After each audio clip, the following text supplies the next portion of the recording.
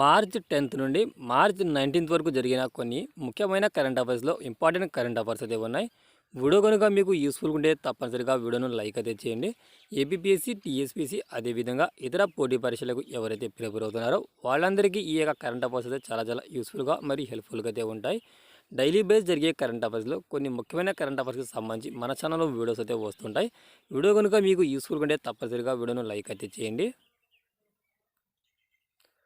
మానవ అభివృద్ధి సూచికలో భారతదేశం ఏ స్థానంలో ఉంది? మానవ అభివృద్ధి సూచికలో భారతదేశం ఏ స్థానంలో ఉంది?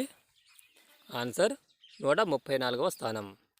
యుఎన్డిపి మానవ అభివృద్ధి సూచికలో భారతదేశం ఒక స్థానం మెరుగుపరుచుకుంది.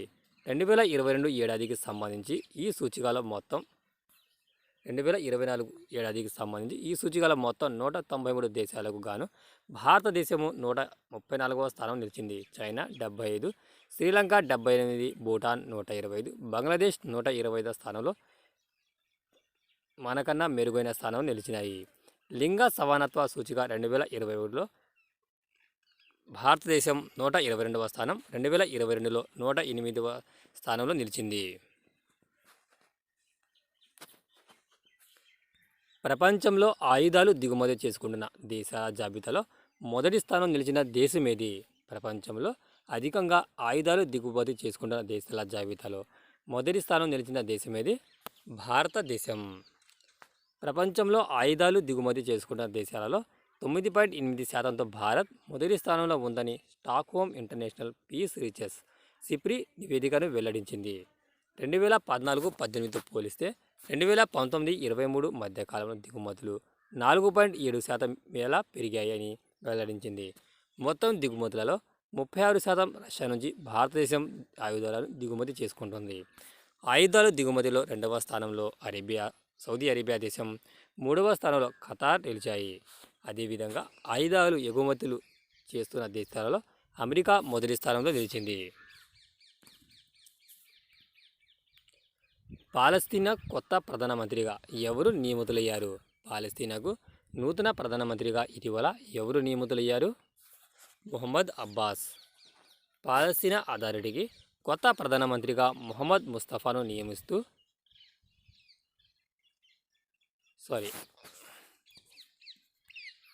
పాలస్తీనా కొత్త ప్రధానమంత్రిగా ఎవరు నియమితులయ్యారు?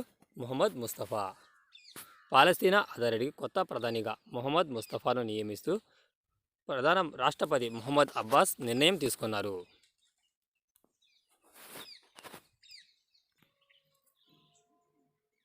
ఇటీవల భారత రాష్ట్రపతి ద్రౌపది ముర్ము గారు ఈ క్రింది ఏ దేశం యొక్క జాతీయ దినోత్సవంలో ముఖ్య అతిథిగా పాల్గొన్నారు?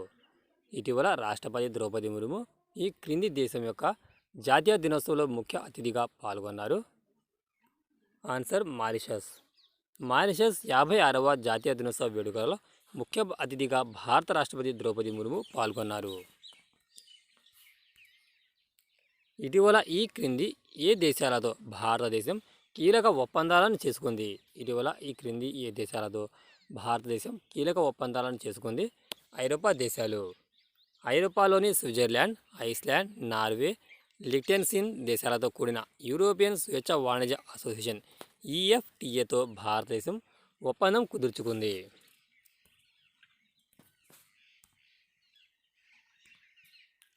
ప్రపంచంలోనే పొడవైన 2 వరుసల సెలార్ టన్నెల్ను ఏ 2 దేశాల సరిహద్దులలో భారతదేశం నిర్మించింది? ప్రపంచంలోనే పొడవైన 2 వరుసల సెలార్ టన్నెల్ను ఏ 2 దేశాల సరిహద్దుల్లో నిర్మించారు? భారత్ మరియు చైనా సరిహద్దు. భారత్ చైనా సరిహద్దులో నిర్మించిన సెలార్ టన్నెల్ను భారత ప్రధాని మోడీ గారు ప్రారంభించారు. ప్రపంచంలోనే అతి పొడవైన 2 వరుసల టన్నెల్గా ఇది గుర్తింపు పొందినది. భారత్ చైనా సరిహద్దులో ఎలాంటి అత్యవసర పరిస్థితులైన ఆయుధాలను మరియు బలగాలను తరలించడానికి 825 కోట్ల రూపాయలతో దీనిని నిర్మించారు. కేంద్ర ఎన్నికల సంఘంకు నూతన కమిషనర్గా ఇటీవల ఎవరు నియమితులయ్యారు? కేంద్ర ఎన్నికల సంఘానికి నూతన కమిషనర్లుగా ఇటీవల ఎవరు నియమింపబడ్డారు? జ్ఞానేష్ కుమార్, సుఖ్బీర్ సంధు. కేంద్ర ఎన్నికల సంఘం కమిషనర్లుగా జ్ఞానేష్ కుమార్ మరియు సుఖ్బీర్ సంధును నియమితులయ్యారు. ప్రధాని అధ్యక్షతన సమావేశమైన ఉన్నత స్థాయి కమిటీ వారిని ఎంపిక చేసింది.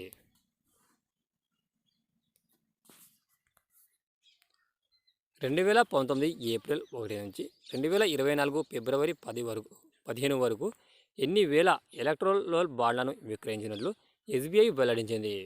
2019 ఏప్రిల్ 1 నుంచి 2024 ఫిబ్రవరి 15 వరకు ఎన్ని వేల ఎలక్ట్రోల్ బాండ్లను విక్రయించినట్లు ఎస్బీఐ వెల్లడించింది. ఆన్సర్ 22,217. ఎలక్ట్రోల్ బాండ్ల వివరాలను ఎస్బీఐ సుప్రీంకోర్టుకు వెల్లడించింది. 2019 ఏప్రిల్ 1 నుంచి 2024 ఫిబ్రవరి 15 వరకు మొత్తం 22,217 ఎలక్ట్రోల్ బాండ్లను విక్రయించినట్లు సుప్రీంకోర్టుకు ఎస్బీఐ తన యొక్క నివేదికను వెల్లడించింది. ఇందులో 22,030 బాండ్లను రాజకీయ పార్టీలు ఇప్పటికే రిడీమ్ చేసుకున్నట్లు వెల్లడించింది. సీ డిఫెండర్ 2024 సైనిక విన్యాసాలు భారతదేశం ఏ దేశం మధ్య నిర్వహించారు?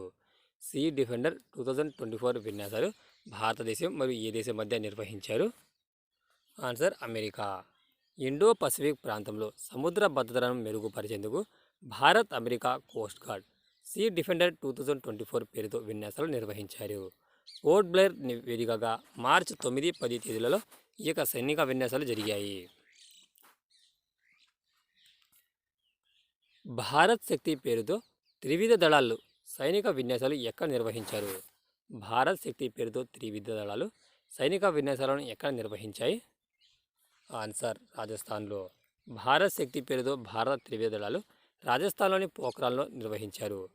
ఇందులో తేజస్ T-90 ట్యాంకులు, LH-MK4 యుద్ధ ట్యాంక్, K9 వజ్ర, ధనుష్, సరంగన్ సిస్టమ్స్, ఆకాశ్ వేసవ్ సిస్టమ్స్, లాజిస్టిక్ డ్రోన్ ఈ యొక్క విన్యాసాల్లో ప్రదర్శించబడ్డాయి.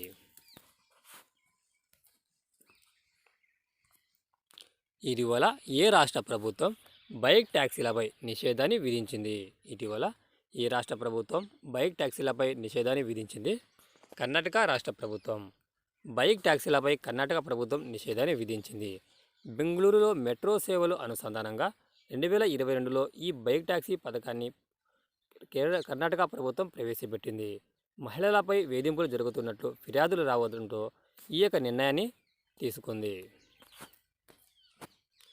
వితంతువుల కోసం ఈ క్రింది ఏ రాష్ట్ర ప్రభుత్వం విద్యా పునర్వివాహ ప్రోత్సాహ యోజన పథకాన్ని ప్రారంభించింది?